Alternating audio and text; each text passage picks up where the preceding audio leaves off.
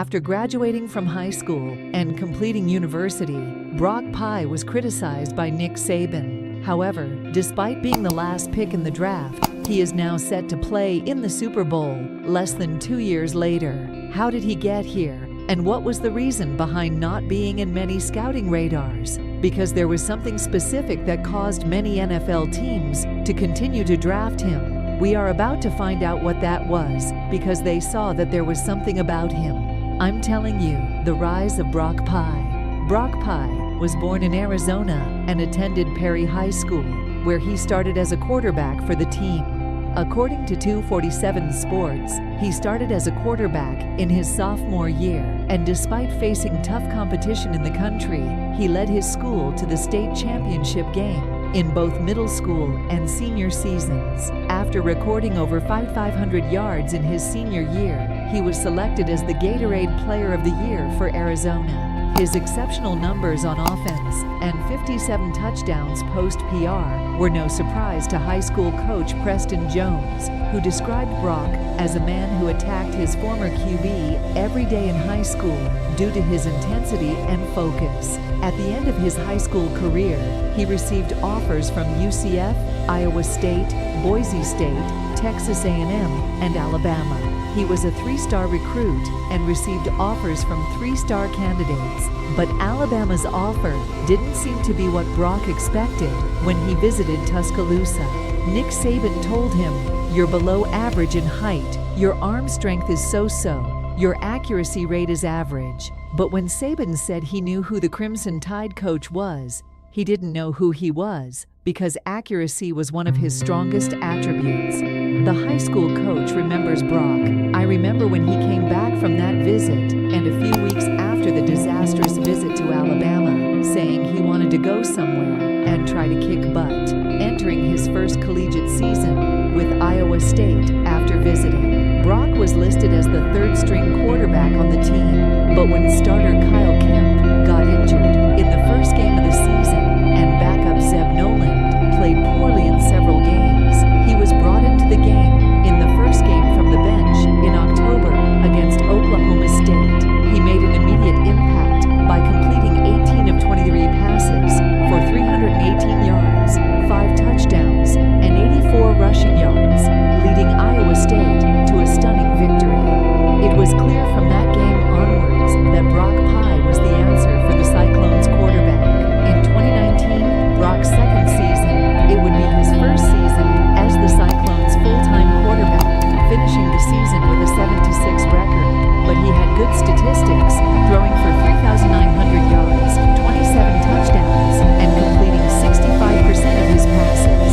He also rushed for 9 touchdowns, which helped Brock break the school record for touchdowns, despite not having to throw too much in 2012. With the emergence of Reese Hall in 2012, the Cyclones finished the season with an improved record of 9-3, equaling the best record in school history. They were ranked 18th, Iowa State, Oklahoma, and Texas in the Big 12 championship game, ranking 6th in the college football playoff poll. However, in the biggest match of the year, Purdy played one of his worst games, throwing for 322 yards and 1 touchdown. But after that tough defeat, including 7 points possible in overtime, he returned it in the team's victory against No. 25 Oregon in the Fiesta Bowl, completing 69% of his passes for 156 yards, 1 touchdown, and 1 rushing touchdown, and the team finished the season ranked 9th in the AP poll. Expectations were high for the Cyclones entering the closing season of 2012. The team was ranked 7th in the country as they entered the season, their highest ranking ever before the first week. But after losses to unranked Baylor and 10th-ranked Iowa, they fell out of the rankings. By the end of September, the Cyclones were still not ranked, and as they approached their late October matchup with 8th-ranked Oklahoma State, but he completed 81% of his passes for 307 yards and 2 touchdowns without any interceptions, leading his team to victory. After the big victory, the disheartening victory, the team was ranked 22nd in the country again, but just a week after the heartbreaking victory, the Cyclones lost to an unranked West Virginia team, Iowa State,